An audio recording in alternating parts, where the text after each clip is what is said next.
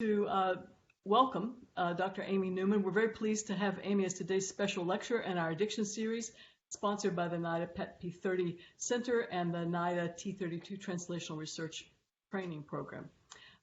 Following undergraduate chemistry training at Mary Washington in Virginia, Dr. Newman received her doctoral degree in medicinal chemistry from the Medical College of Virginia at VCU in Richmond with Dr. Richard Glennon.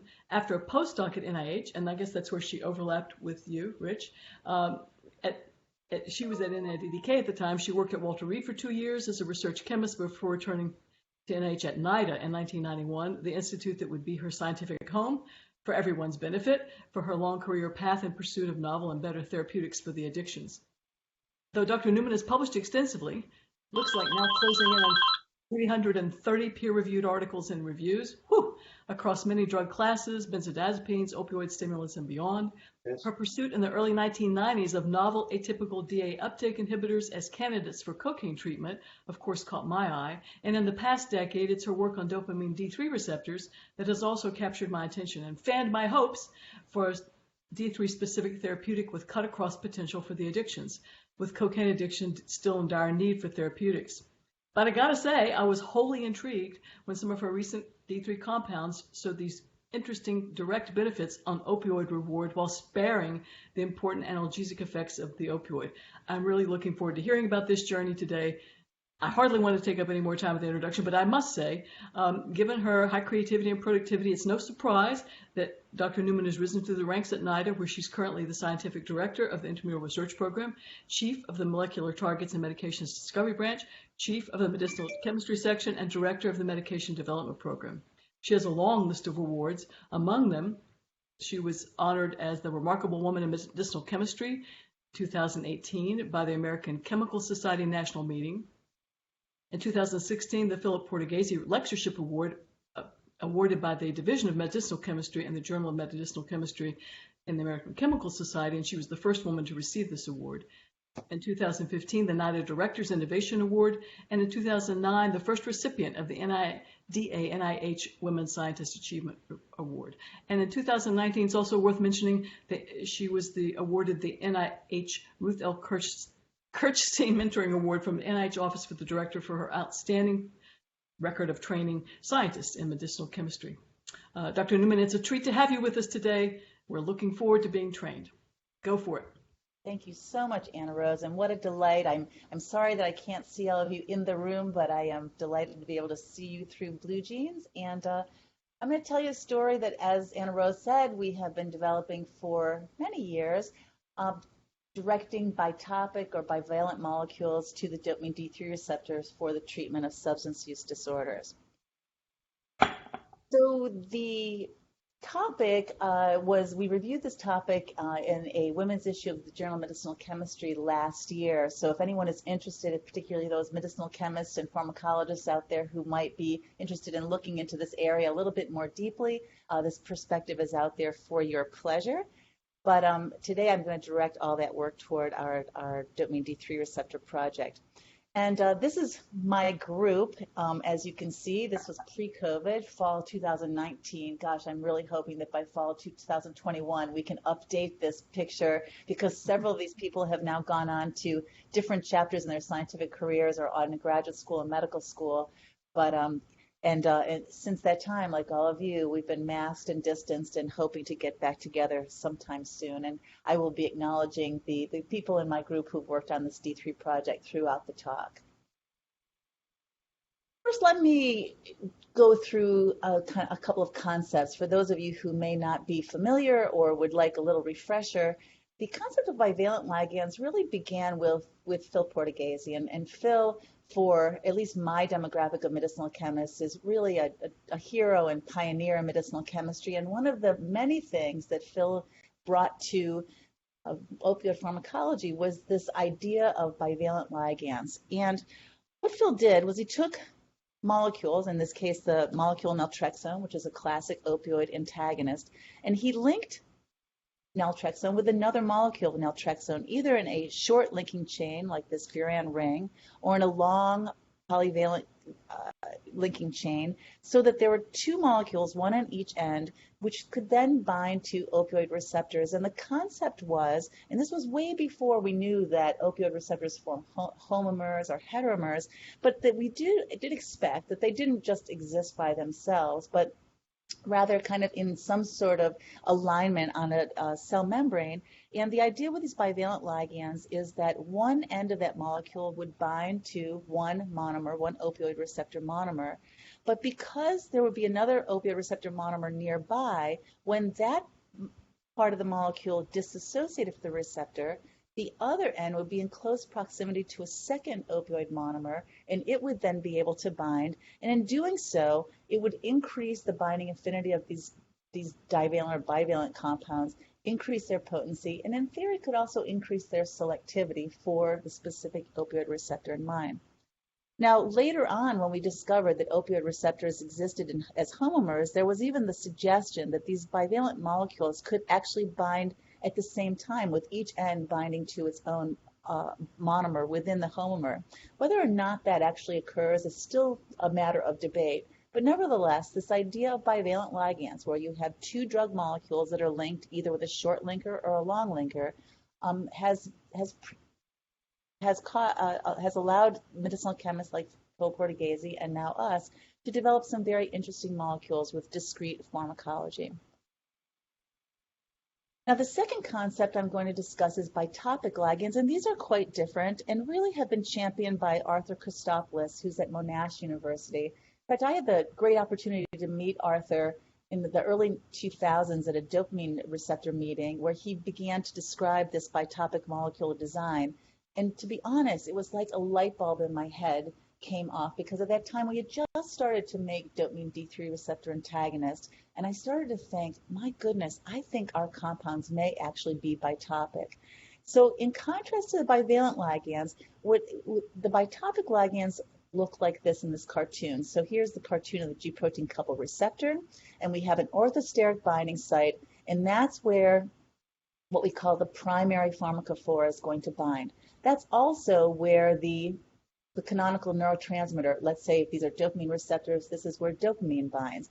And so across receptor subtypes, there's a high homology in the protein, and so a compound that only binds in this orthosteric binding site is not going to be selective across receptor subtypes. So of course, dopamine binds to all 5 receptor subtypes of the dopamine receptor because it binds to this orthosteric binding site. But if to that primary pharmacophore we link a secondary pharmacophore, and that doesn't look like the primary pharmacophore. These are not bivalent ligands, but can be like an arrow ring system, and I'm going to talk a lot about indole amides in a moment. If it's in the right proximity, the secondary pharmacophore will bind to a secondary binding pocket or an allosteric binding site. And the combination of these two can increase affinity for the receptor, increase selectivity, because usually this secondary binding pocket or allosteric binding site is different across receptor subtypes and can also affect efficacy. So these are bitopic ligands, and you're going to hear a lot more about that as we go forward. So here is another cartoon. This is a G protein coupled receptor with 7 transmembrane spanning regions. And just to review, our orthosteric binding site in this case is a red circle. This is the primary pharmacophore.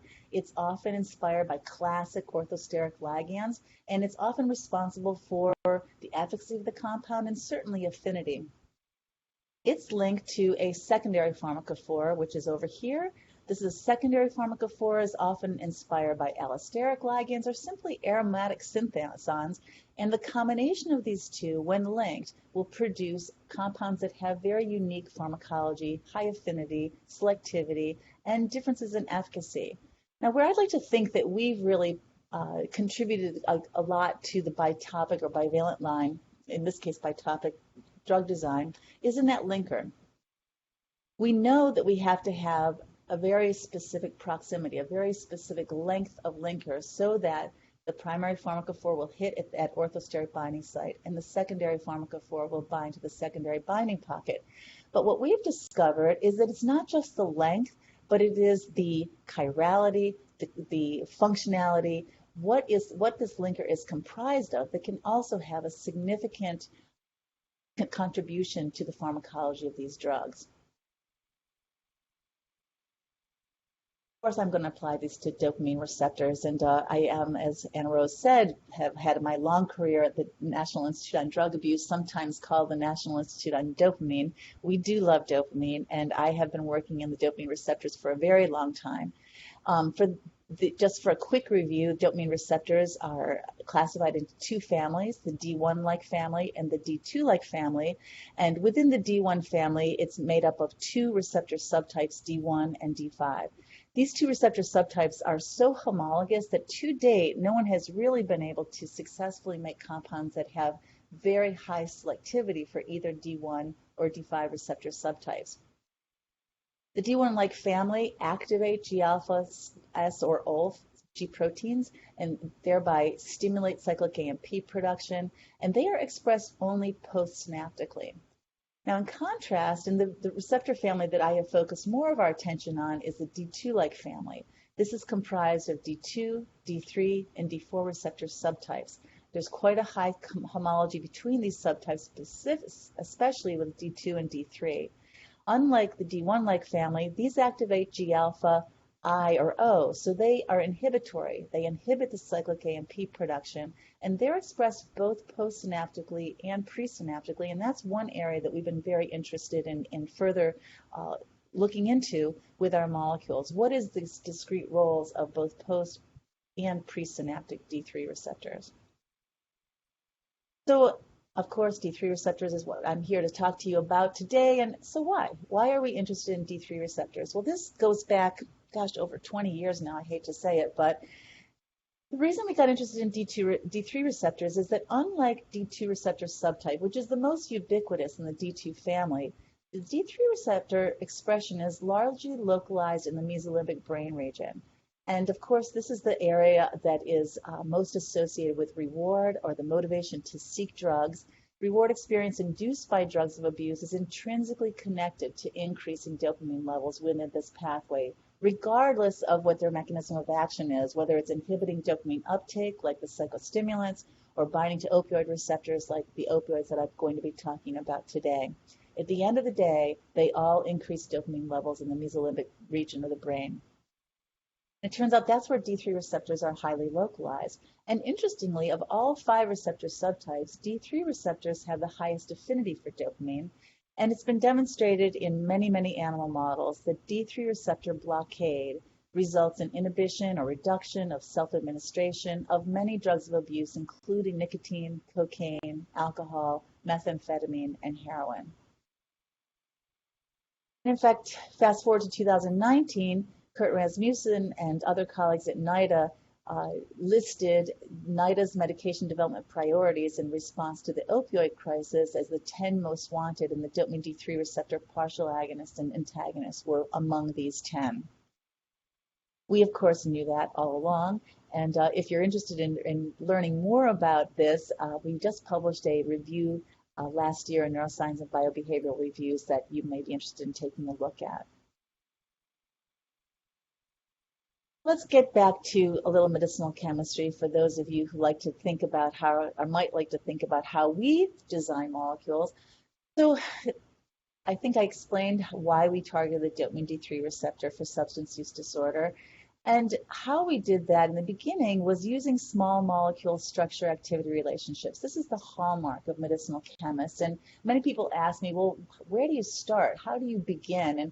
And frankly, in this project and many of our others, I often say that we get our lead molecules off the floors of pharmaceutical industry. And what I mean by that is that often pharma, who has great resources to make hundreds, thousands, tens of thousands of compounds and to test them quickly, will really do a lot of beautiful medicinal chemistry, but they're directing their efforts toward a very specific endpoint. And in this case, there was a big interest in developing D3 receptor antagonists as potential antipsychotic drugs.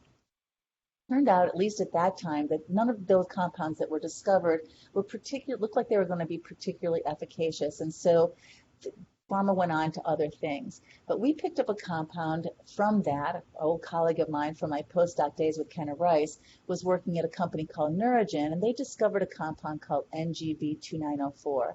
And it was that compound that we used to develop many dopamine D3 receptor selective antagonists up until 2010. Now, in 2010, we were delighted to be involved in this study in which the dopamine D3 receptor was crystallized in the presence of etiqulopride by Ray Stevens and colleagues. Our contribution came here. Their contribution, of course, was to actually crystallize the dopamine D3 receptor in the inactive state in the presence of etiqulopride, which is a non-selective D2, D3 receptor antagonist, or in fact inverse agonist. So it's very high affinity for both D2 and D3 receptors. What we did was then did some computational work. We had at that time already been thinking that our compounds were bitopic, and we took our compound PG648 and we did some computational molecular simulations to show that in fact the primary pharmacophore of this compound PG648, as expected, beautifully overlaid in that orthosteric binding site of the dopamine D3 receptor, exactly over etiqulopride. But what was different was that we then had linked that piece of our molecule with a butyl linking chain to this indole amide, which then accessed a secondary binding pocket, which turned out to be unique between D2 and D3. In fact, the only difference between the D2 receptor and the D3 receptor at this position is the fact that there is a single and extra glycine molecule that makes glycine residue, which makes that pocket just big enough to slip that indole amide in and makes this compound have very high affinity for D3. But without that glycine residue, the D2 receptor secondary binding pocket is simply too narrow, and that part of the molecule doesn't fit in, and we have very low affinity for D2. So now we were able to supplement our small molecule structure-activity relationship with this crystal structure and confirm that, in fact, we had bitopic ligands. Well, until then, we were really using all of our tools here with the D3 receptor project towards psychostimulants, both cocaine and methamphetamine in various animal models of those use disorders. But it became clear to us that the opioid crisis could not be ignored. And as I always say, we're in Baltimore, and Baltimore's had an opioid crisis for, well, decades. But it really became a huge problem in the United States starting in about 2010. By about 2013, we thought, you know what, let's take a look at these compounds in animal models of opioid use disorder and see if they might be effective. The first study that we published was this one with Comfort Boateng, a postdoc in my lab, with a couple of her compounds that were D3 receptor selective antagonists. We had trained mice to self-administer heroin, and we could show that her compounds, in fact, reduced self-administration of heroin in these wild-type mice, but in mice in which the D3 receptor was knocked out, they were not effective, which suggested that the mechanism of action under which these compounds worked was through blockade of dopamine D3 receptors. But it turned out that these compounds were not particularly druggable. They didn't really look like they were going to be translational. And so we went back to the drawing board, and Viva Kumar discovered this compound, VK4116, which to date is one of the most highly selective D3 receptor antagonists in the published literature. It has an affinity of the D3 receptor, a Ki value of about 7 nanomolar.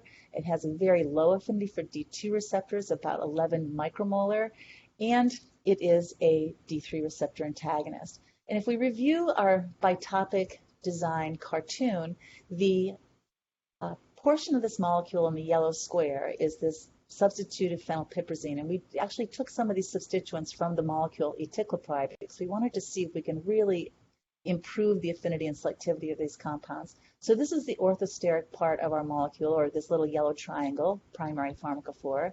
It's linked to an indole amide, which is our secondary pharmacophore, which binds to this secondary binding pocket in the D3 receptor. These two pieces are linked by a butyl linking chain, which is just the perfect length between the primary and secondary pharmacophore, and we have a hydroxyl group in that linking chain. VK4116 is a D3 receptor antagonist, and the question then became, is this druggable? Because it turns out that bivalent and bitopic ligands tend to have pretty high molecular weights. They tend to be pretty lipophilic, and they often aren't really translatable. But in this case, one of the things that we did was we looked at hERG channel activity. hERG channel activity is kind of the bane of medicinal chemists' existence, especially those of us who want to get compounds into the brain, because hERG channels like aromatic rings, they like protonatable amines. Both are hallmarks of compounds that bind to GPCRs and penetrate the blood-brain barrier. But if you have a compound that has high activity at hERG, you have a prediction of cardiotoxicity, and so it's really a red flag for drug design. Fortunately for us, VK4116 had a very low affinity for hERG, so we were off and running. I'm going to share some published data with you first on VK4116. This work was done in the lab of Dr. Shengshang Shi, Jibing Yu, and later Eva Galaj. If you look at this bottom left-hand corner, you're looking at rats that are self-administering cocaine. This is an FR2 schedule, so the rats are pressing the lever twice in order to get a single infusion of oxycodone. And on the y-axis is number of oxycodone infusions over increasing dose of oxycodone. And you see the classic inverted shape U curve in the presence of vehicle. But if we pre-treat these animals with 25 milligrams per kilogram of VK4116, you see a significant decrease in self-administration of oxycodone. And in this right-hand panel, you can see that they decrease their oxycodone intake significantly. A second typical rodent model of substance use disorder that we used is also a self-administration model, but this is using something called the progressive ratio and really measures the motivation for seeking the drug, because what we do is the animals have to press a lever increasingly more in order to get that single infusion. So the first time they press a lever, they get an infusion of oxycodone. The next time they have to press it twice, then 4 times, 8 times, and so forth, until they simply stop pressing the lever. They can't press it any longer, and that is called the progressive ratio break point. So we know that they will press very much in the presence of vehicle, but what we showed was with increasing doses of VK4116, 5, 15, and 25 milligram per kilogram, that break point dose-dependently decreased. So the animals simply gave up early. They were not motivated to take any more oxycodone under these conditions of increasing doses of VK4116. And this was in contrast to sucrose deliveries, where they would continue to take sucrose despite the fact that they were being pretreated with 15 or 25 milligram per kilogram, suggesting that this was a drug-dependent effect.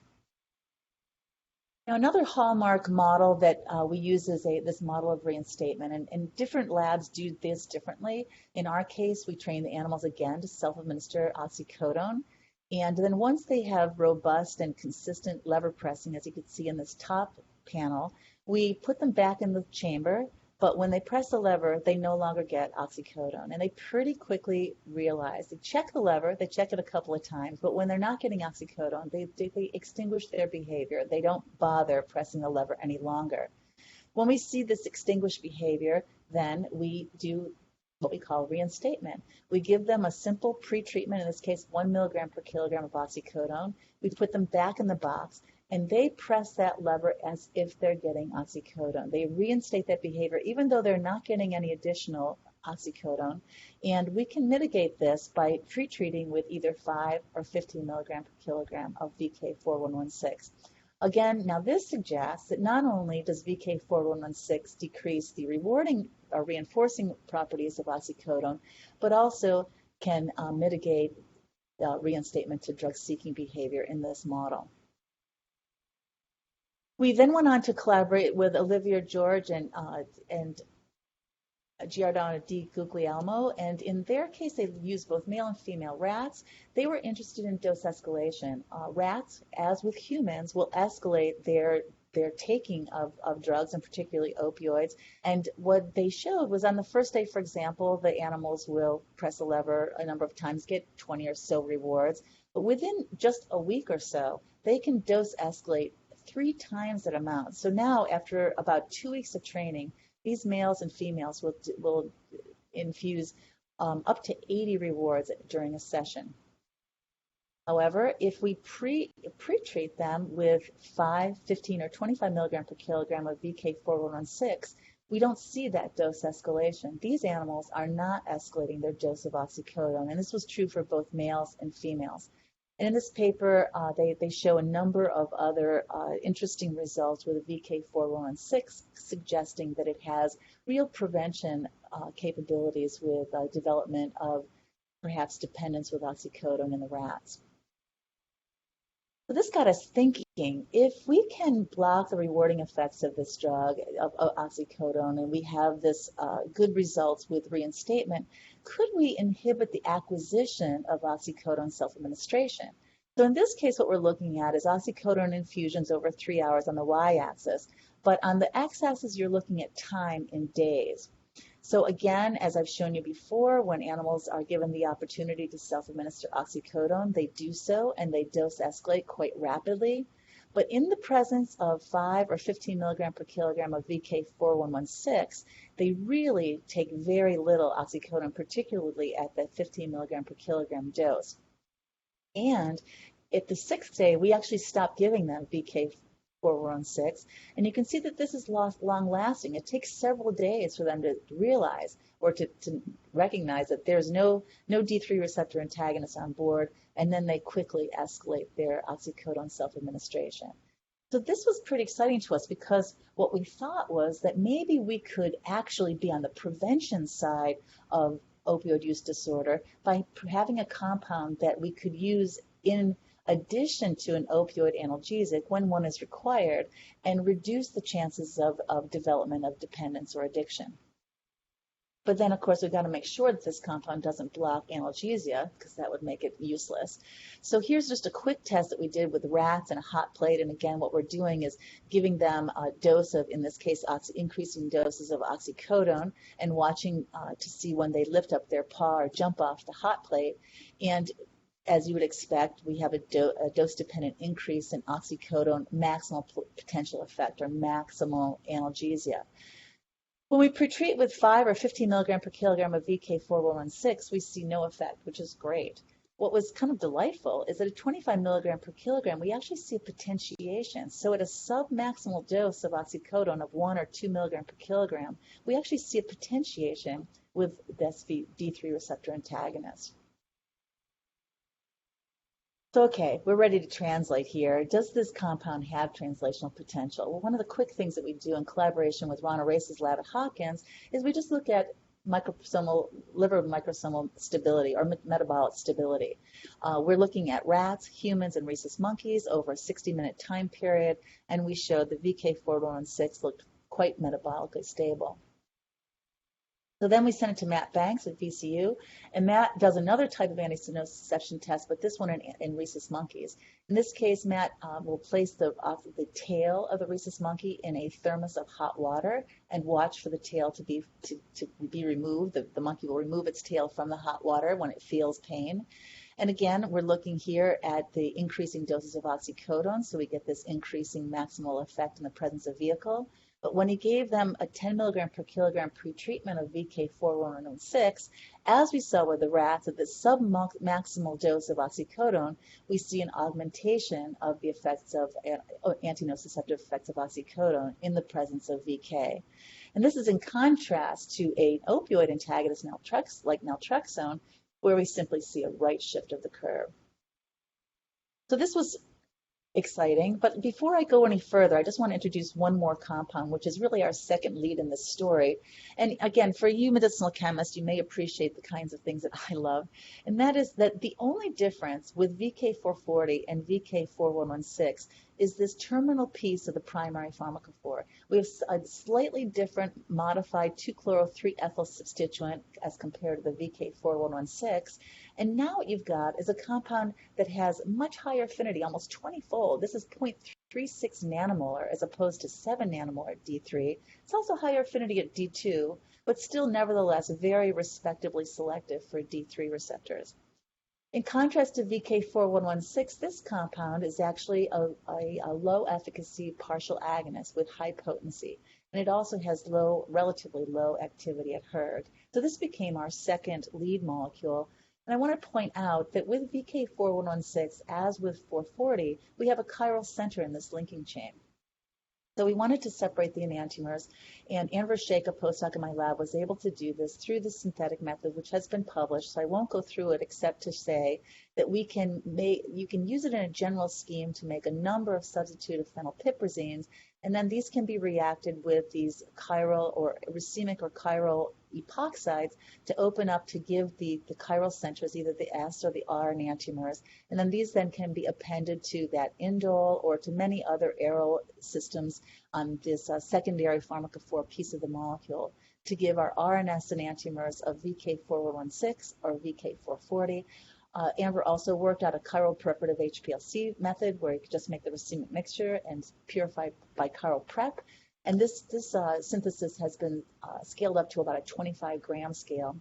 More recently, some modifications have been done by a CRO, and we now have about 600 grams of the R enantiomer of VK4116, which turns out to be, right now, our major lead compound.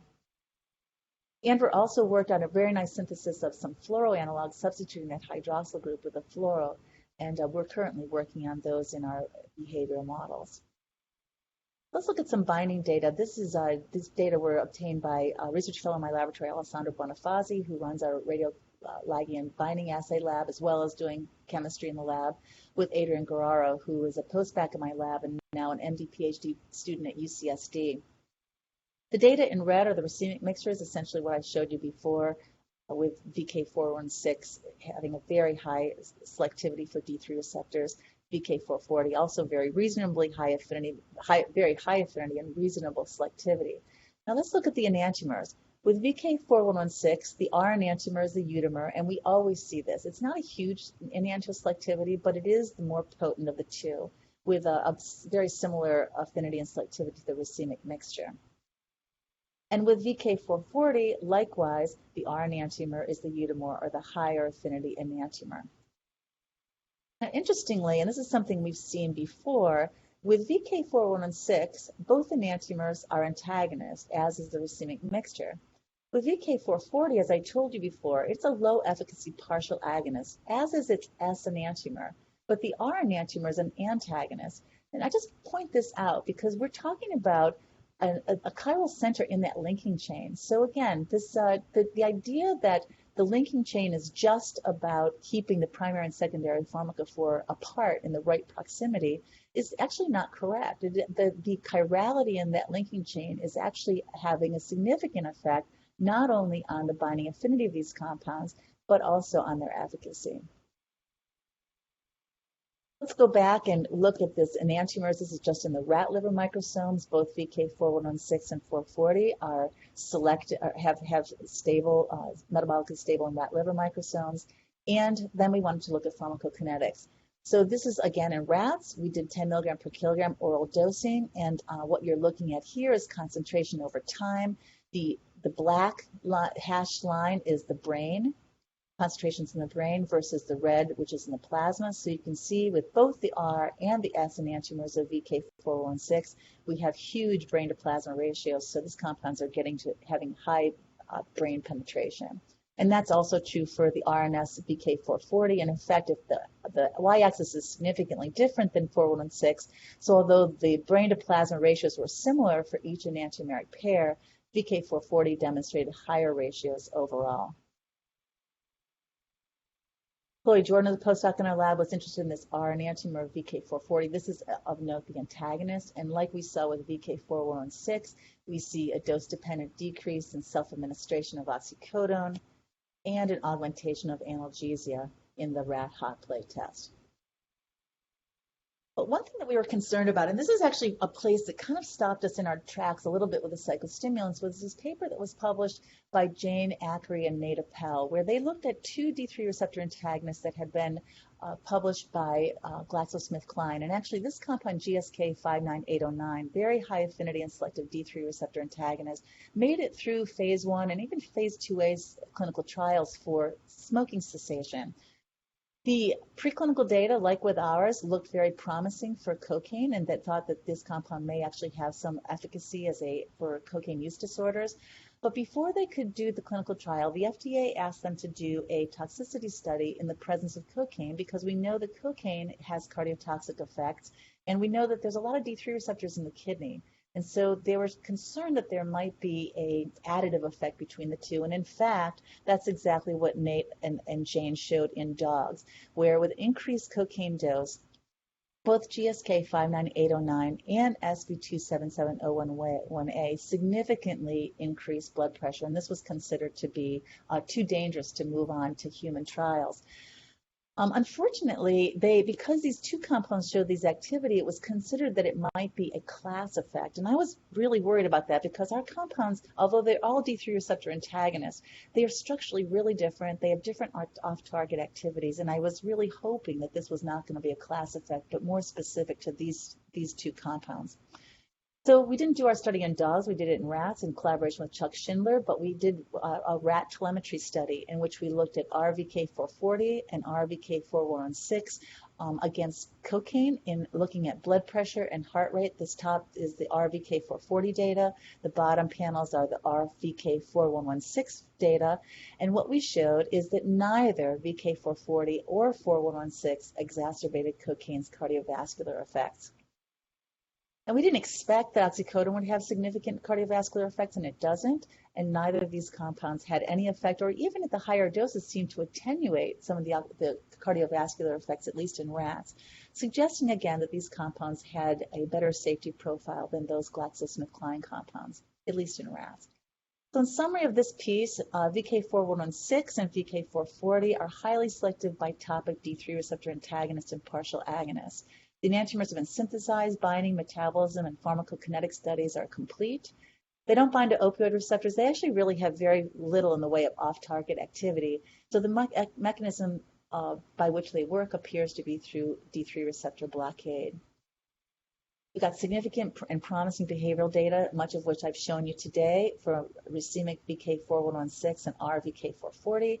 And we're now doing an interesting study with behavioral evaluation with this new set of 3 fluoroanalogs. Neither of the R enantiomers of VK440 or 4116 adversely affect peripheral biometrics or cardiovascular effects of oxycodone or cocaine. And so I'm pleased to say that further development is underway to advance our lead molecules because we began a partnership with Braeburn a couple of years ago, and then about 2 years ago when NCATS, another center at the NIH, received a significant portion of HEAL money. This is an NIH initiative, Healing to End Addiction Long Term, which I'm sure many of you are familiar with, came to us and said, we've got money, we need a project. I said, we've got the project for you. And we entered into this 3-way collaboration, which has been quite successful. And I can say right now that we've got the scale up, as I mentioned, of VK416, and we're going into dog toxicology very soon. The rat toxicology has been done. It looks quite promising. So if we can just pass through the valley of death, I am really excited and hope that we can get one of these compounds into people in the near future. But just quickly, I'm going to go through a little bit more of this story, but directed toward dopamine D3 receptor agonists. It turns out that we and others have been able to make selective D3 receptor antagonists and partial agonists, but making selective agonists has been really tough. Why D3 receptor agonists? Well, probably not for substance use disorder, but these compounds could have potential in treating Parkinson's disease or restless leg syndrome. And frankly, as a medicinal chemist, I feel like it's important to have pharmacological tools. And the tools that we currently have are really not good. When people use pramipexole or this plus PD-128907 as a D3 receptor selective agonist, but as you can see, at least in our hands, these compounds are not very selective for D3 receptors. So we wanted to try to apply this bitopic concept to D3 receptor agonist. And we started out with 2 compounds, that classic PD-128907, and then this second compound, which you may not have heard about. It's a Pfizer compound called PF592379. Both of these compounds are not particularly D3 selective, and the PF compound has fairly low affinity for D3, but we were really quite interested in this molecule. We thought that there was a lot to work with as compared to PD-128907, which we recently published was turned out, at least in our hands, to not be very successful. We did a lot of medicinal chemistry about this molecule, and we basically made compounds that were either lower affinity or less selective than PD. So we gave up on that and really focused our attention on this Pfizer compound. This work was spearheaded by Alessandro Bonifazi and Francisco Petit. Francisco's now a Ph.D. student in the NIH Oxford program with me and Tim Donahoe. He really spearheaded this chemistry, which turned out to be pretty complicated. The synthesis of the racemic mixture here, the compound that has a chiral center in the 2 position but not resolved, and the S enantiomer in the 5 position had been published, and this is the data that we have for this compound. Francisco was able to separate these, actually work out a synthesis in which he could make good quantities of both the 2S, 2R5S, and the 2S5S. These compounds without this N-propyl substituent really don't bind very well to D3 receptors, and you don't really see any selectivity. But when we stick on that butylamide, that butylamide indole, we really see a difference. And that is shown right here, where with the 2R5S diastereomer, we get pretty terrible compounds. But with the 2S5S, so this is just the chirality in its primary pharmacophore, now we've got a compound that is 6 nanomolar compared to 185, and about 23-fold selective compared to 9. So this simple modification of this molecule, optimizing the stereochemistry in the primary pharmacophore, and adding this bitopic design really started to open the door toward a selective D3 receptor agonist. We weren't happy with stopping there. As I've said before, the linker is not just a link, that we learned the chirality and functionality in this linker, and we previously had shown that a cyclopropyl ring in this linker could give selectivity and interesting pharmacology. So Francisco put this into the PF molecule, and he designed this compound FOBO204, which now has a binding affinity of 3 nanomolar and about 37-fold D3 receptor selective. But by doing that, he's now introduced 2 more chiral centers. So he was able to separate all 4 of these chiral centers. So this diastereomer with the SR stereochemistry in the cyclopropyl ring is our best compound so far, with a binding affinity of 2 nanomolar and nearly 50-fold selective for D3 receptors. Now, 50-fold is not 1700-fold, but we've certainly improved these tool molecules over what was out there, and we continue to work on this project. But I just want to show you that it's just not only that the primary and secondary pharmacophore, but that linker that changes the shape of this molecule and clearly affects how these compounds bind to the receptors. We just started a really exciting collaboration with Javier Garcia-Nafria. Javier did his Ph.D. or did his postdoc with Chris Tate and is a cryo-EM guy and just started his own lab in Spain. And so we're really hoping that he's going to be able to get a crystal structure of our FOB compound in the presence of the D3 receptor. So in summary of this part, we have synthesized bitopic agonists based on both PD128907 and the Pfizer compound PF592379. We discovered that the 2S5S stereochemistry in the PF primary pharmacophore, coupled with that privileged 2-indole amide as a secondary pharmacophore, and a chiral cyclopropyl linker gave the bitopic analog FOBO204, which is the most D3 receptor selective agonist reported to date and is a full agonist. So the chirality in the primary pharmacophore and the linker matter, and we're really hoping, and we have some preliminary data suggesting that we're going to have a cryo-EM structure, which would be the first one to use a bitopic agonist. In the last few minutes, I'm going to tell you a quick story that we're really right in the beginning pieces of. But here's the idea. So we know that the D3 receptor antagonists have all these kind of magical activities. They block the reinforcing effects of opioids. They block reinstatement. They're at the very least not adversely affecting analgesic and maybe even potentiating it.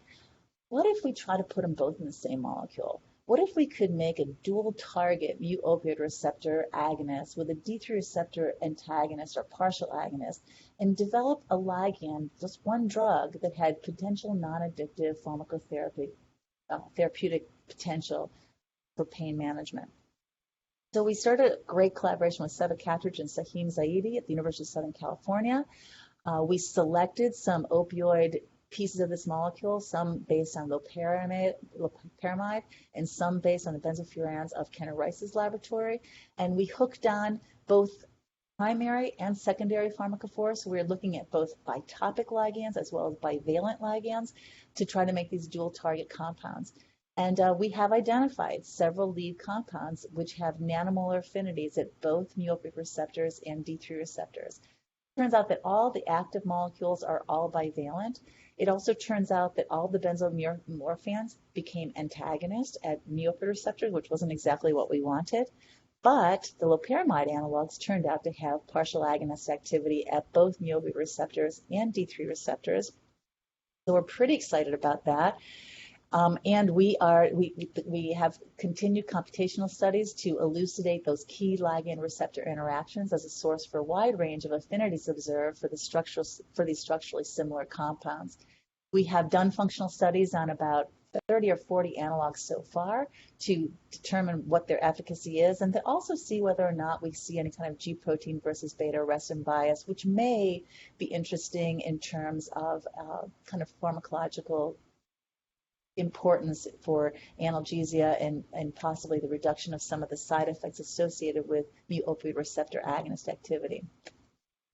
We are in the process of testing these compounds in vivo with 3 of our lead compounds. I can't show you those data because we're really preliminary, but I'm going to tell you that 2 of these 3 compounds are analgesic in the mouse hot plate test, and in contrast to morphine, which causes an increase in locomotor activity, none of these compounds are increasing locomotor activity. So it looks like we're having agonist activity at mu-opioid receptors and antagonist activity at D3 receptors or D2, D3 receptors. So we're getting there. We are in the process of synthesizing a new generation of compounds, further investigating novel chiral and cyclic linkers and new primary pharmacophores to improve our druggability. So with that, this story is an ongoing saga. It has involved many people over the years. I hope I've acknowledged everyone who worked on the story that I've told you today, but there are many people who I may not have mentioned that have also contributed, and I have the great privilege of having wonderful collaborators and members of my laboratory who are as excited about this project as I am. And with that, I am happy to try to answer any questions you might have.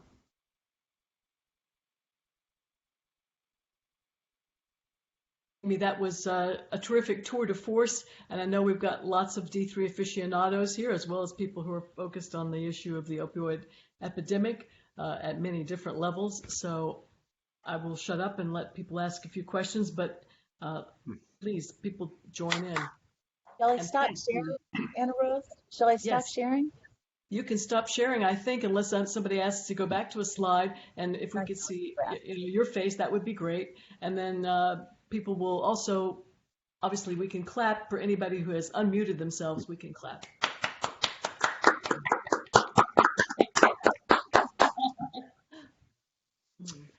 Hi, Amy. This is Bob Mack. Hey, Bob. How are you? I'm okay. How about you? I'm doing fine, thank you. I really enjoyed your talk. That's fantastic work. Couple of questions. Refresh my memory. How do you measure the agonist activity? Is it a beta arrestin assay or is it a cyclic AMP assay? It's neither. They use we use this Brett assay, the bioluminescence resonance energy transfer reaction, and it's one of these. They genetically modify the G protein and the D3 receptor, and when they see bioluminescence, they either have agonist or antagonist activity, and so they do that both with G protein and then also with beta arrestin, and then they look to see what they're getting and if there's any difference, and then of course they apply math to see if we really see a difference in G protein versus beta arrestin efficacy. Okay, so I guess the second series you talked about was the PF analogs. Have you looked at them? Do they behave as agonists in that assay? Yes, they do. And we have actually a paper that's just got accepted for publication this week in Biomolecules, and so that's coming out. And they do show that. And then the other thing we do, Bob, because we found that in the early studies with like PD-128-907, they say that that's 200-fold selective. It turns out it really depends on your radioligand, and the D2 receptors are particularly sensitive to the active agonist state, and when you use treated N-methylspipirone as an antagonist, you're really labeling that low affinity state, and the agonists don't like it, so it looks like it's really selective. But if you use 7-hydroxy-D-pad as your radioligand, you see a lot difference, and so that's what. So we pretty much now all of our agonists we put in the 7-hydroxy-DPET binding assay, and that follows in terms of potency and selectivity with the functional assay. So we kind of use both. Okay, great. I'll let other people ask questions. Okay, thanks, Bob. Amy, do you think that the work that you've done showing that, that there is no apparent impact on, cardio features with this range of compounds will go some way toward removing the shadow that has been cast over the D3 as a class as opposed to as a compound? I mean, that's been a huge issue for everything from grant writing to projects to anything, is that people had a pretty strong pessimism about this, even though there was a D3 compound that Bitopic brought forward, and it wasn't stopped for safety reasons, but at the doses that it was tested, it wasn't efficacious. That was in France in smoking trials, and so there were no problems there, but that didn't seem to remove the shadow. So what are your thoughts about that? I know it only takes a couple of things to create a shadow and a lot more things to remove it.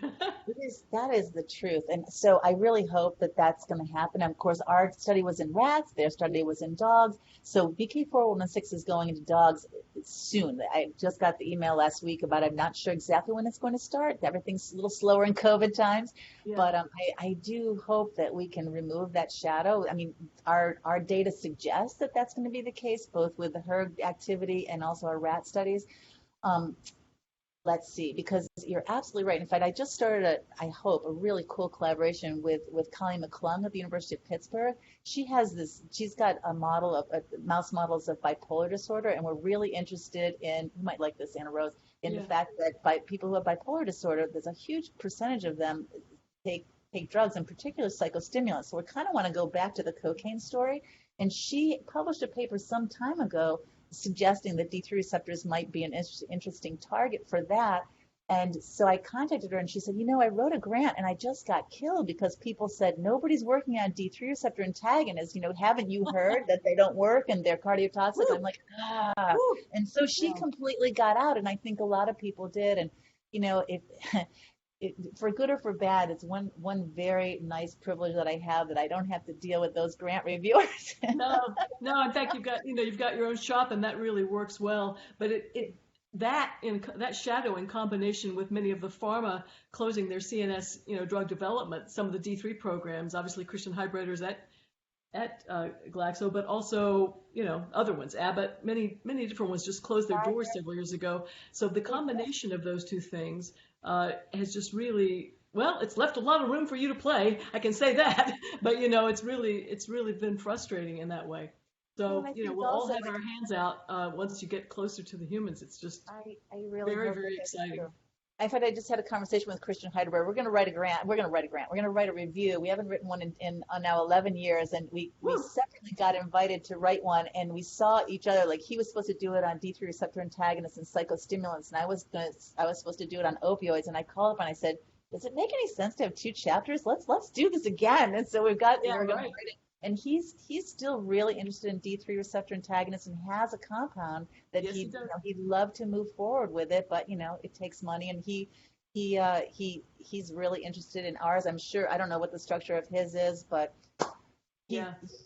we really. He's been trying some different scaffolds, and so I think he did have a lead that he was hopeful about this time in the past year. But he's had a lot of opioid work to do, and he's basically. He's got a lead. He's still interested, still has the passion, but he only can do so many things at once. So that'd be great. Look forward to the review, and especially look forward to the possibility of compounds. Yeah. While we have both you and Bob on the line, it would be great for people to talk, as I often ask, about what you look for in a tracer versus what you look for in a therapeutic, and to make that contrast just for our trainees and for people who are coming along. That it's not automatic that something will be a great therapeutic. In fact, some of the characteristics might be different. So would you and Bob like to both talk about that just briefly? Well, I'll start because I'm failing at this, and he can tell you what works. We have been trying for a while, and we finally jumped in and tried to make one, worked with one compound, and it turned out that we worked with Bob Innes's group at NIH, And that one, sadly, it turned out to be a PGP substrate, so it got kicked out of the brain before I ever really got a chance to hold. But Yeah. what I was told, and Bob can certainly jump in because he has more experience than I do, is that because there's so few D3 receptors as compared to D2, that I was told that the compound not only would have to have all the right kind of drug-like properties, but also be about 1,000-fold selective for D3 over D2. We have compounds like VK that are like that, but they don't have the right C log P value. So we've just not gotten to the right combination, and so we're not really pursuing that. Bob, what's your thoughts on that? Because you're really the expert. Yeah, a couple of things. The D3 receptor density is not as low as people have stated in the literature, largely because how those measurements were made years ago. We published autoradiography studies in human brain showing that, in the key regions of the CNS, that the D3 receptor is probably about 35% that at D2. So it's much higher than what people realize. I think Robert Duke published a paper where he used data that we published, and he showed the relative density between the caudate and the putamen and the thalamus, which are pretty equal. So looking for a D3 selective ligand, you really want to see the caudate, putamen, and thalamus have equal binding potentials. We took one of our compounds into humans. It was FTP. You probably heard about it. I think you've referenced it in some of your papers. That compound had a picomolar affinity for D3, and it failed abysmally in our clinical studies for a couple of reasons. Number one, its free fraction was horrible because they're sticky compounds. So its plasma protein binding was very high, much higher in humans than in non-human primates. It was about 1 to 2% in non-human primates. When we went into humans, it was 0.1%. So it all stuck. And then at the tracer level, that's not good. And Rich is on the phone. He'll tell you that, that's there's no hope of it working. And the other thing that worked against this, and CJ in my lab, who may be attending this, we just published a paper a couple of weeks ago. We find it couldn't compete with endogenous dopamine. And the reason why it doesn't compete is that it's the affinity of the molecule and the orthosteric binding site is really key in determining how well it binds or it competes with endogenous dopamine. And its affinity in the orthosteric binding site is like 15 nanomolar. So it just does not compete at all in vivo.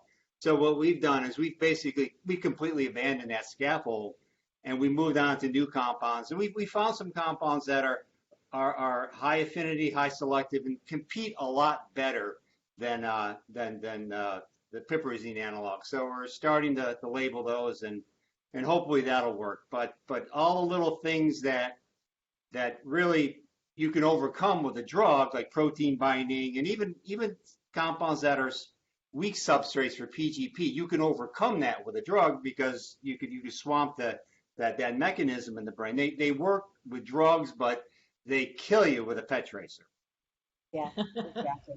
Yeah, and it's really crazy. I mean, all these years, and I guess, pharma got out of it too, but you've hung in there, and thank goodness, because for everything I've heard, PHNO is not so great. Well, Rich may or may not agree with that. Rich? Rich, It's hard.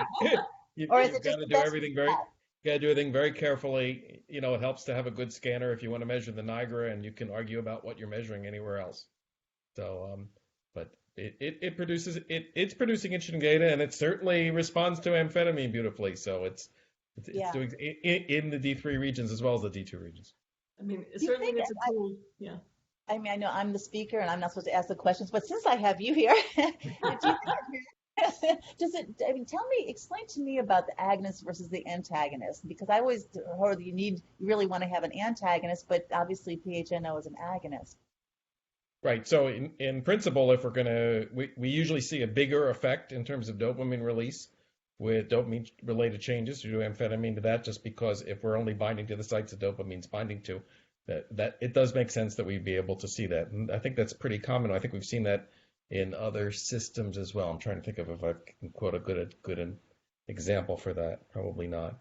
But we have to watch so carefully just to be sure that we're staying well into the tracer domain. So it's something that we need great chemists that we're lucky to have. So But agreed, I'd much rather I've been trying to watch over Bob's shoulder proverbially to wait for the D3 tracer of the future to replace it, because it will be better. Yeah. By the way, since it's after 4, I know that for people who came for the general talk, you can applaud, ask any final questions, and then for the hangers-on that have some D3 conversations or opioid-related conversations that lean toward medicinal chemistry or they're close by, please, feel free to stay on the call. But I think we'll end the general call now, and then basically for all the hangers-on, you're welcome to stick around. Thanks, guys, for everybody who attended. Thank you.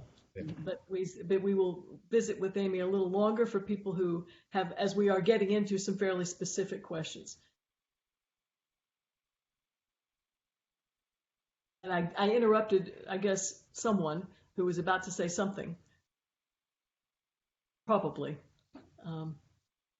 It might be Rob Jude. He's behind his mask, so it's a little hard to tell. We have, a number of trainees here, Amy, that it would be fun for you to meet briefly if you haven't met them already in any other venue, for them to give a one-liner about what they do, some of them working in Bob's lab. So I thought this might be an opportunity for people to talk a little bit about that. And Bob, if you either want to introduce people with a one-liner or have them introduce themselves with a one-liner. So even though we're not having a glass of wine with a relaxing dinner at a Philadelphia restaurant, that people could actually say, yes, I've met Amy Newman, and actually be able to claim that. I have the list open, so I can go down the list. We'll start with Aladdin Riyad, who's a postdoc in my lab working on a training grant. Aladdin, can you just introduce yourself and tell Amy what project you're working on? Hi, Dr. Newman. Yes, so just like Bob said, I'm Aladdin Riyad. I'm a postdoc in his lab. I work over in his biology division, working with some of these compounds that CJ and Tom have been developing with the in silico pipeline to kind of test their affinity, to compare their affinity for the receptor with how they perform in some of our functional assays. And what we've been focusing on lately is we found that a compound's ability to compete with dopamine in the functional assays are better predictors than looking at just their affinity and selectivity alone.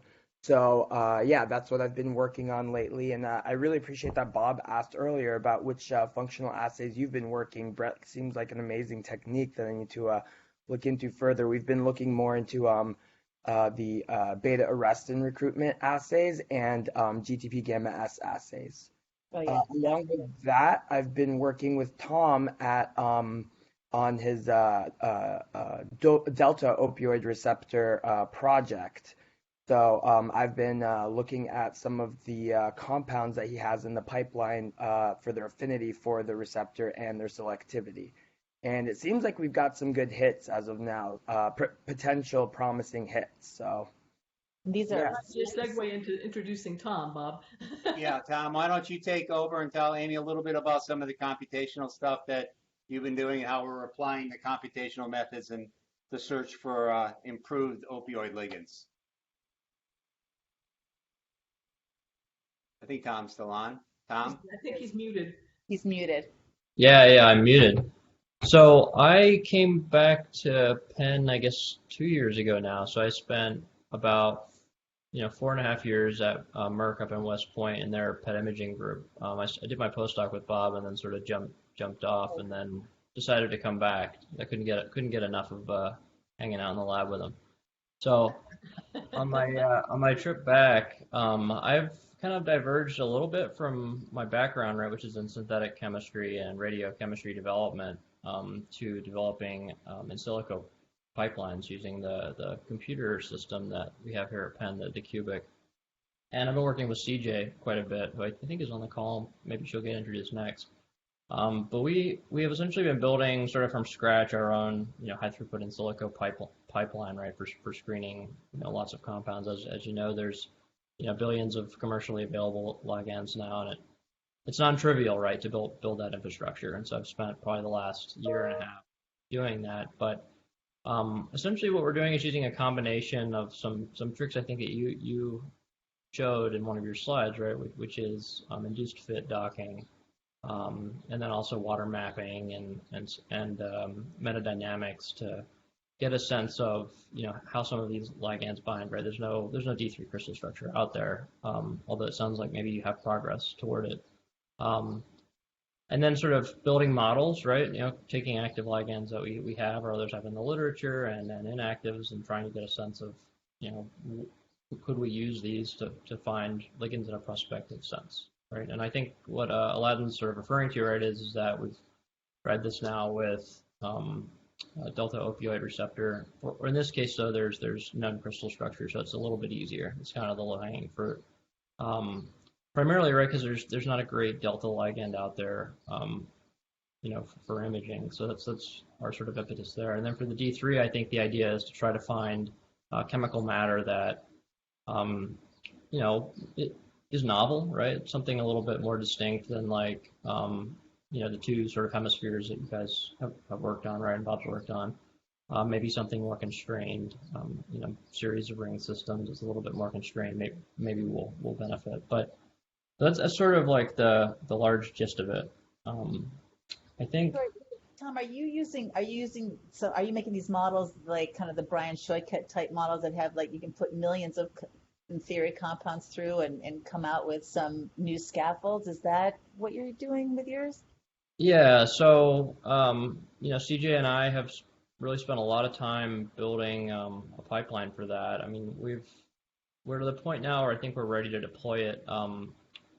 I would say like we're in the range of like, billions, maybe tens of billions of ligands that we can put through it, but we're taking advantage of some recent sort of discoveries, right, that allow you to use machine learning to essentially predict the rest of the data set in terms of which compounds will likely be good to screen. And I think like that's the big breakthrough. Whereas like, I think Brian Shoykett's method is nice in that like, Doc 3.7 is so fast that he can get away with not necessarily doing that to some extent, because it's really sort of an elegant piece of software.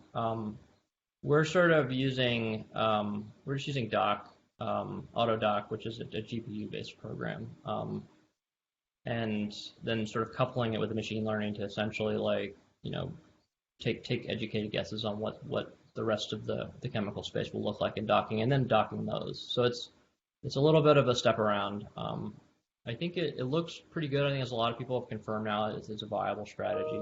So I think we're excited to see what's going to work. And Aladdin's done a really fantastic job getting some radioligand binding assays set up. I think we got Brian Roth to send us the mu and the delta opioid expressing cell lines.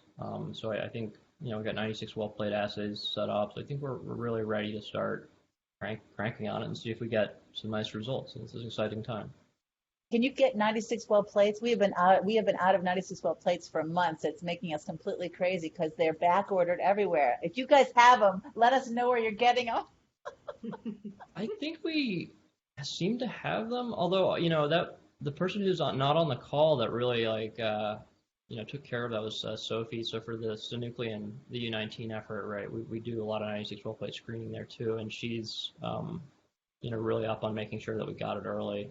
So we have a badge of them. I think we do have trouble from time to time. You're right. Yeah. We do have trouble. They've been back ordered for us for like since November, and they keep on pushing it back. So we are so behind. We're going to be doing binding like everybody in the lab will have to do binding once we get those darn plates. Yeah, it would be nice, I think, to have things go back to normal. I can't complain too much. It's been really nice to like have the last year to basically really dedicate a lot of time to building a one software. One thing about the pandemic is you can still do in silico with the pandemic. Yeah, you don't have to be in the lab. I think, Bob, you wanted to introduce CJ? Yeah, I'll just quickly introduce CJ, who's there. She was working on the synuclein project. She does also my pet data analysis. CJ, are you on? I don't see you. She is. I see her. Yes, I am. I'm here. Yeah, so hi, I'm CJ. So my background is more close to medical physics and like very different to everybody else in Bob's group. So I work mostly in the computational chemistry project, and that time already like I talk most of it, and also image analysis. Yeah. That is great. So I don't follow delta opioid receptor literature at all. So there's no good delta opioid PET ligand? No, I think that in Costas, who's a recent person who joined the group, you could just say hi. I think he's working with Tom, and they're doing the in silico screening to try to find better delta compounds. I think there are some compounds in the patent literature. Costas, can you just talk about what you're working on? Yeah, sure. So, hello, loved your talk. My name is Costa. I just joined April 1st, so Oh, wow. fairly new Really postdoc. new. Yep, green, as it were. I had a brief stint in industry, so I'm familiar with the synthesis of antibody-drug conjugates, which is a really fun field, tangentially kind of related to maybe making bivalent or bitopic ligands. But Tom and I have been trying to crack a couple of GSK patents where they've synthesized fairly selective mu opioid receptor antagonists. So we've been able to kind of distill a lot of good lead structures from that compound. Nice. And then I guess the goal is to, or at least what I'd like to do in the coming weeks, is try and prioritize their synthesis, maybe using some in silico methods, and then start synthesizing them. See if we can identify any more promising leads that are either more selective or more potent. Yeah, right. He was hoping to have those in the 12 days before your talk, Amy, but things are sometimes slow. Costa, what are you doing? There's a couple more people that Bob wants to introduce, like Rob Doot and Jake Dubrow. Yeah, I'm going to move now back to the D3 project and on more the clinical side. I'm going to start with Jake Dubrow. Jake was the lead clinical investigator on our D3 imaging studies with Pretreatment, and Jake, you can fill Amy in as to your experience and how unpleasant it was. Jake, I think you're muted, Jake. Yeah. Well, it's perhaps Jake may got called away because we're actually doing one of Jake's 2FA nicotine abstinence chapter. Oh, we're doing a PET study right now. Okay. Well, Right. So that's why I'm in the metabolites, and I'm being a bad lab partner right now as I'm cutting here to watch this. So a lot of what I'm doing right now is writing the postmortem for our FTP compound. So just what we learned, and what worked, what didn't work, and how we, got to the point where we knew it was time to move to the next chain. This is a PET Jake's my partner in crime and all that. Pardon? This is a PET ligand that is not going to work, or? Yeah, for Pretreatment. For Bob was talking about a little bit earlier, kind of three strikes against it. The free fraction of 0.1%, 0.1, 0.2%. It also looks like it was a substrate for the PGP. Not as much as some other compounds, but enough to be a cautionary.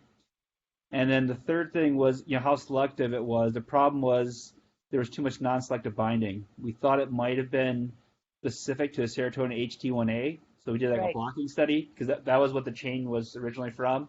And the blocking study basically said it's more than just HT1A, and that was kind of the probably alpha-2A. Some of these compounds bind to the alpha-2A receptor as well. That's the problem with the piperazines. They hit a lot of different targets.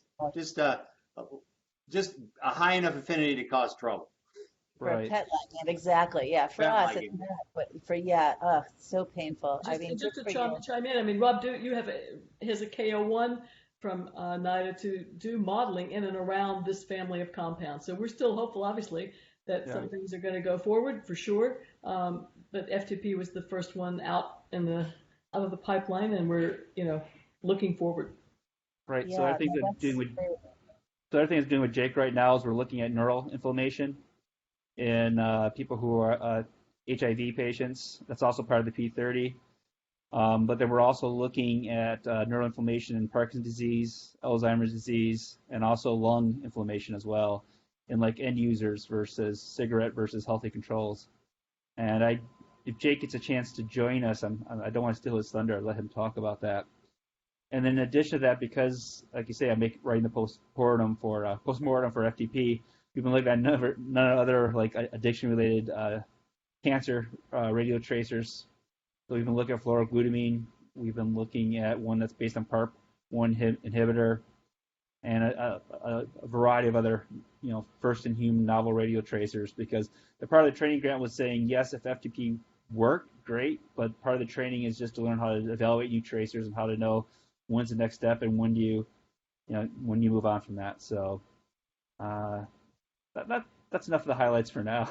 Well, it's a pleasure to meet you. Yes, it's never fun to talk about postmortem.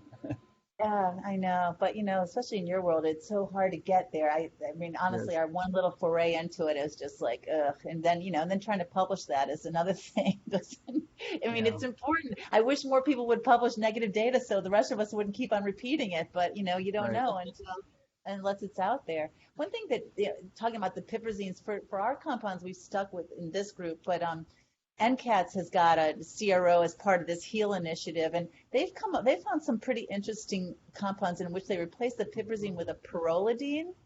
Still works, so might be something. I don't know if that's going to give us any better selectivity, but they've got a couple of compounds that are pretty selective. Interesting. Yeah, because you don't need all those. You only need one. Okay. Yeah, we've done a similar thing. We find that finding the right selectivity is more of a challenge when you do the pyrrolidine.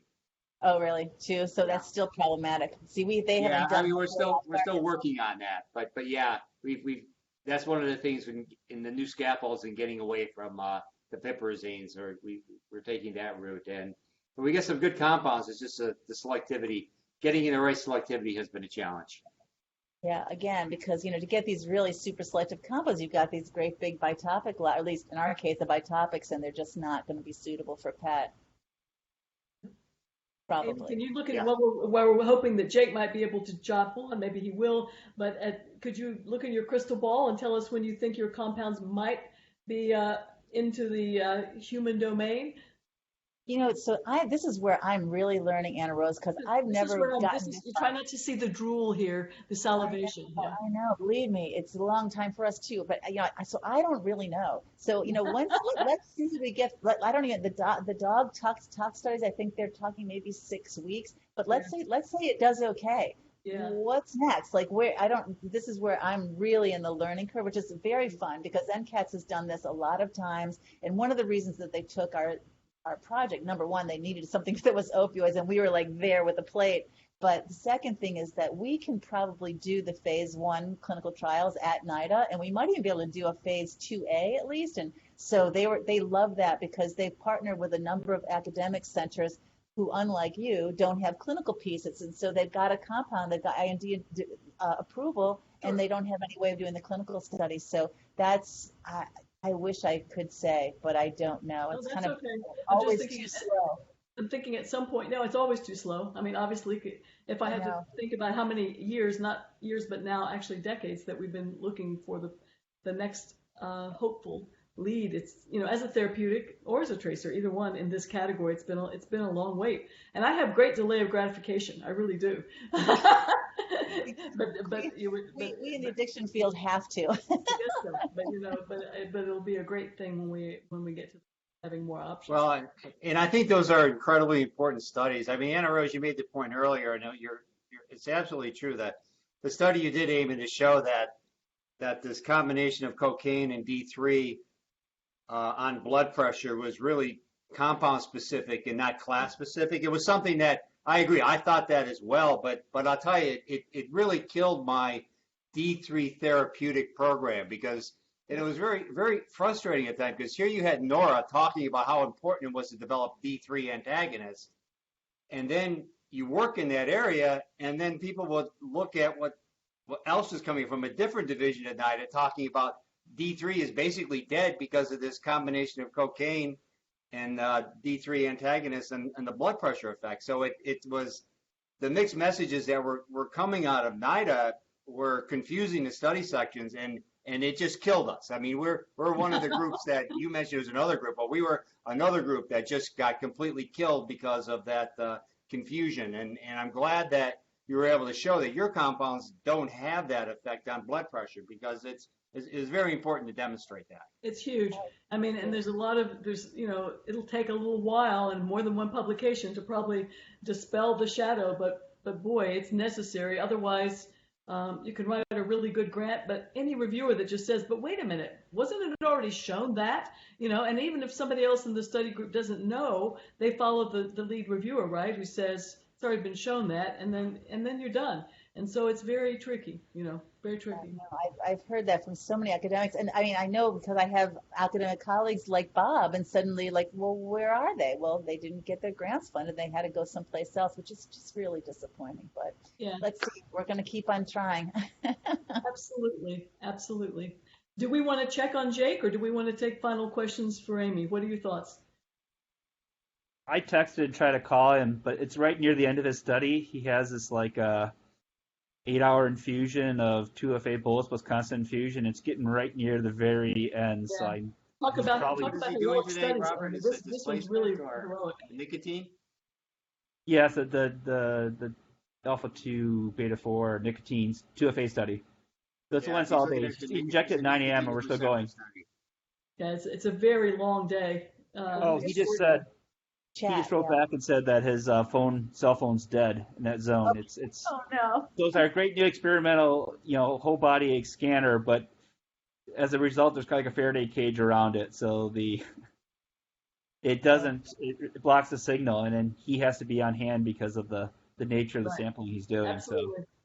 Bob, does Bob Amy sends know his about apologies. the Explorer? Either any one of you want to talk briefly with Amy and tell her about our Explorer tool just for fun in terms of doing brain-body relationships for tracer questions? Robert, why don't you give a little background and I'll see if I can pull up the D2 image. Okay, sure. So essentially, what we've had at Penn is we have a PET scanner where we added another extra 4 rings, PET rings. So we can get from about, top of the head down to about the thighs. Wow. And so one of the fun things for us right now with this 2FA study that Jake's doing is, we're looking at the brain for 2FA uptake, but now we see the entire body. So any place else where these nicotinic receptors are, we're just looking forward to all the other things we're going to discover. And right now we're doing like a nicotine challenge. And with a bolus plus constant infusion, you can use one study and you can see it before and after the challenge. But we're not just going to get the brain, we're going to get the entire body. So I think there's going to be a lot of secondary findings that are just going to take us in whole new directions. Hey, can you see our screen, Amy? My screen? Yes. Yeah, this is the whole body scan. It's a highly D2 selective tracer that still trying to figure out what to do with. But here's the dynamic scan in a monkey. If I can start it again. By the way, Bob, this is the tracer that grew out of your work at Wake Forest with Mike Nader, right? So It's an analog of it. Yeah, right. It's an analog of the one that had to do with, the subordinate versus dominant monkey study. Yeah. Amy, This is the L741-626 analog, Bob? We used to call it FCP. It's like a clevopride analog. It's one you just make a small structural change and it wipes out the D3 affinity. So it's like very, very D2 selective. Wow. But people are tired of hearing about the D2 receptor, so we're doing this just to try to get a publication on it. And you can see the high uptake and very nice time activity curves. But the nice thing about this scanner is you can see the whole pharmacokinetics of the tracer as it's being infused IV. And the thing that always amazes me is how quickly it binds to the receptors in the kidneys and then clears. But here's the basal ganglia there. But it's kind of cool. And Jake's doing very, it. very cool. And by the way, this will be a terrific tool, even though people have, you could say that tired of D2, but, it's going to be very important to understand D2, D3 relationships and to be able to talk about specificity as you go forward with some of these therapeutics or tracers. So I think it's a very powerful tool to have something so specific. And it looks so beautiful with this whole brain and body scanner all in one. And so that's being used also, Amy, for looking at inflammation, because, of course, with people who have HIV, they have syndromes that, are inflammatory for brain and other places. True for smokers, true for vapors, as Rob Duke was saying. So we actually have, interesting data. And this is, Bob, you can talk about your FNOS tracer if you want to. Yeah. Well, again, but getting back just to, we think the real value of that D2 compound is to pair it with a D3 selective compound and to see how how the D2 and D3 are dysregulated. So that's really been the goal, is to have highly selective D2 and D3 compounds so we can look at the dysregulation of the D2 and D3 systems. We have the D2 now. It's the D3 is coming behind it, and we've been looking, as Anna Rose said, I have this interest in looking at neurodegeneration, and we've been developing probes for imaging neuroinflammation. One is INOS, so we have and that's being used on the P30, looking at both brain and lung inflammation or inflammatory mechanisms in vaping and in smoking.